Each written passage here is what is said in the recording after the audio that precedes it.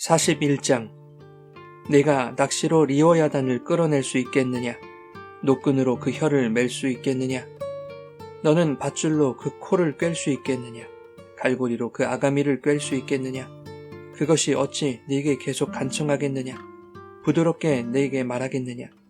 어찌 그것이 너와 계약을 맺고 너는 그를 영원히 종으로 삼겠느냐? 네가 어찌 그것을 새를 가지고 놀듯 하겠으며 네 요정들을 위하여 그것을 메어두겠느냐? 어찌 장사꾼들이 그것을 놓고 거래하겠으며 상인들이 그것을 나누어 가지겠느냐? 네가 능히 많은 창으로 그 가죽을 찌르거나 작사를 그 머리에 꽂을 수 있겠느냐? 네 손을 그것에게 얹어보라. 다시는 싸울 생각을 못하리라. 참으로 잡으려는 그의 희망은 헛된 것이니라. 그것의 모습을 보기만 해도 그는 기가 꺾이리라. 아무도 그것을 격동시킬 만큼 담대하지 못하거든 누가 내게 감히 대항할 수 있겠느냐? 누가 먼저 내게 주고 나로 하여금 갚게 하겠느냐? 온 천하에 있는 것이 다 내 것이니라. 내가 그것의 지체와 그것의 큰 용맹과 늠름한 체구에 대하여 잠잠하지 아니하리라. 누가 그것의 겉가죽을 벗기겠으며 그것에게 겹재가를 물릴 수 있겠느냐? 누가 그것의 턱을 벌릴 수 있겠느냐? 그의 둥근 이틀은 심히 두렵구나. 그의 질비한 비늘은 그의 자랑이로다. 튼튼하게 봉인하듯이 닫혀있구나. 그것들이 서로 달라붙어 있어 바람이 그 사이로 지나가지 못하는구나. 서로 이어져 붙었으니 능히 나눌 수도 없구나. 그것이 재채기를 한즉 빛을 발하고 그것의 눈은 새벽의 눈꺼풀 빛 같으며 그것의 입에서는 횃불이 나오고 불꽃이 튀어나오며 그것의 콧구멍에서는 연기가 나오니 마치 갈대를 태울 때에 솥이 끓는 것과 같구나. 그의 입김은 숯불을 지피며 그의 입은 불길을 뿜는구나. 그것의 힘은 그의 목덜미에 있으니 그 앞에서는 절망만 감돌 뿐이구나. 그것의 살껍질은 서로 밀착되어 탄탄하며 움직이지 않는구나. 그것의 가슴은 돌처럼 튼튼하며 맷돌 아래짝같이 튼튼하구나. 그것이 일어나면 용사라도 두려워하며 달아나리라. 칼이 그에게 꽂혀도 소용이 없고 창이나 투창이나 화살촉도 꽂히지 못하는구나. 그것이 쇠를 지푸라기같이 놋을 썩은 나무같이 여기니 화살이라도 그것을 물리치지 못하겠고 물맷돌도 그것에게는 겨같이 되는구나. 그것은 몽둥이도 지푸라기같이 여기고 창이 날아오는 소리를 우습게 여기며 그것의 아래쪽에는 날카로운 토기 조각 같은 것이 달려있고 그것이 지나갈 때는 진흙바닥에 도리깨로 친 자국을 남기는구나. 깊은 물을 솥에 물이 끓음 같게 하며 바다를 기름병같이 다루는도다. 그것의 뒤에서 빛나는 물줄기가 나오니 그는 깊은 바다를 백발로 만드는구나.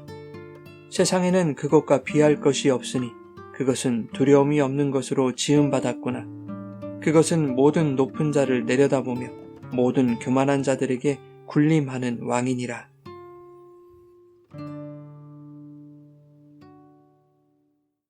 여러분 좋은 아침입니다. 오늘도 말씀의 은혜가 여러분의 삶에 풍성히 임하기를 소망합니다. 여호와의 두 번째 말씀이 이어지고 있습니다. 본문은 두 번째 말씀 중에서도 40장 15절부터 이어지는 내용입니다. 40장에서는 하나님이 만드신 동물 중에 으뜸이라고 하신 베헤못이라고 하는 강력한 동물에 대해서 언급했고 오늘 본문에는 리워야단이라는 존재에 대해서 언급합니다. 베헤못은 하마로 번역할 수 있는 바다 짐승인데 자연계 안에서의 힘의 절정을 보여주는 짐승으로 소개되고 있습니다. 자연계 안에서 가장 강력한 동물이 바로 베헤못이라는 것이죠. 그런가 하면 본문에서 말씀하고 있는 리워야단은 악어로도 번역할 수 있는 바다 괴물과 같은 짐승을 말하는데 학자들 중에는 리워야단을 초자연적인 힘을 상징하는 존재로 보기도 합니다. 요한계시록 13장에 보면 바다에서 나온 한 짐승과 땅에서 올라온 한 짐승에 대해서 기록하고 있죠.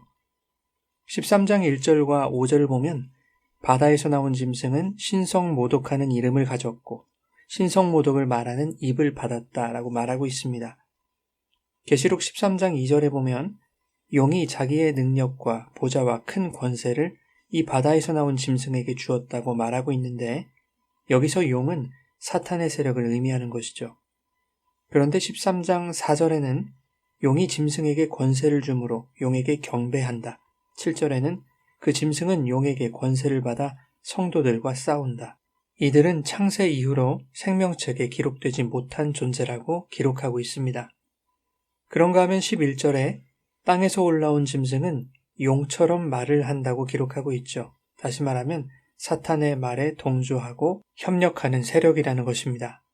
즉 계시록 13장에 나오는 두 짐승은 사탄의 영향력 아래서 사탄이 주는 힘과 권세로 세상을 다스리려는 세력을 말하는 것이죠. 학자들 중에는 이 세력을 정치와 종교로 보기도 합니다. 세상의 정치는 힘과 권력을 추구하고 진리가 빠진 종교 또한 기득권을 포기하지 못하죠. 더욱이 정치와 종교가 만나면 온갖 불의와 폭력이 난무하는 통제가 불가능한 세력으로 발전합니다. 이렇게 정치와 종교적 힘을 동시에 가진 권력을 리워야단으로 보기도 하죠. 다시 말하면 리워야단은 인간이 통제할 수 없는 초자연적인 힘의 절정이라고 볼 수 있는 것입니다. 정리하면 베헤못과 리워야단은 인간의 능력으로는 통제할 수 없는 자연계와 초자연계의 힘의 정점을 말하는 것이죠. 하나님이 욥에게 이것을 말씀하시는 것은 아무리 인간의 지혜가 뛰어나다고 해도 인간의 지혜로는 통제하지 못하는 존재가 있음을 깨달으라는 것입니다. 또한 인간의 힘을 능가하는 그 존재들은 모두 하나님의 손에 달려 있다는 것입니다. 자연의 모든 이치와 초자연적인 힘과 권세도, 즉 베헤못과 리워야단도 하나님의 손에 붙들려야만 세상이 보존되고 유지될 수 있다는 것이죠. 그래서 본문 10절과 11절에 이렇게 말씀하십니다. 아무도 그것을 격동시킬 만큼 담대하지 못하거든 누가 내게 감히 대항할 수 있겠느냐? 누가 먼저 내게 주고 나로 하여금 갚게 하겠느냐? 온 천하에 있는 것이 다 내 것이니라. 욥에게 이러한 말씀을 하시는 의도는 리워야단을 당해낼 능력도 희망도 없는 인간이 하나님과 겨룰 수 있다는 기대를 감히 할 수 있냐는 것입니다. 이 세상의 모든 것은 하나님의 뜻 안에 있고 그분의 손을 벗어날 수 없으며 천하 만물은 하나님의 말씀과 창조의 질서로 운행되고 있다는 것이죠.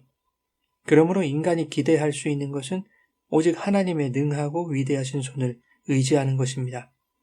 하나님이 붙들어 주시는 그분의 자비로운 손길 없이 인간은 이 피조 세계 안에서 무력하고 연약한 존재일 뿐임을 알아야 합니다. 욥기는 성도가 이 세상을 살아갈 때 예상치 못한 일들, 이해할 수 없는 일들을 만나고 납득할 수 없는 문제와 직면하게 됨을 보여줍니다. 그러한 상황에서 성도는 어떠한 자세로 살아가야 하는가를 질문하는 것이 욥기이죠. 인간의 죄성은 어려운 문제와 고난의 현실 그 자체에 주목하게 만듭니다. 그래서 이 고통스러운 현실을 내 힘으로 어떻게 극복할 것인가를 고민하다가 이내 답이 보이지 않는 불가능한 현실을 한탄하며 원망하게 되죠. 그러나 너희는 이러한 모든 현실의 고난과 문제들을 창조주 하나님의 능하신 손과 그분의 지혜에 맡길 수 있는가를 물으시는 것입니다. 여전히 앞이 보이지 않고 미래가 불투명하지만 성도는 눈앞에 닥친 현실과 눈에 보이는 물질 세계에 주목하는 것이 아니라 현실의 배후에서 절대적인 지혜와 능력으로 역사를 운행하시며 자기 백성을 붙드시는 보이지 않는 하나님의 손길을 믿음의 눈으로 바라보아야 한다고 말씀하고 있는 것입니다. 사랑하는 여러분, 오늘 하루도 온 천지 만물을 창조하시고 당신의 초월적 능력과 지혜로 세상을 다스리시는 하나님의 자비하시고 선하신 손길이 우리를 붙들고 계심을 기억하며 눈앞의 현실에 마음을 빼앗기지 말고 보이지 않는 하나님의 역사와 섭리를 소망하고 신뢰하는 믿음의 길을 걸어가시기를 예수님의 이름으로 축원합니다.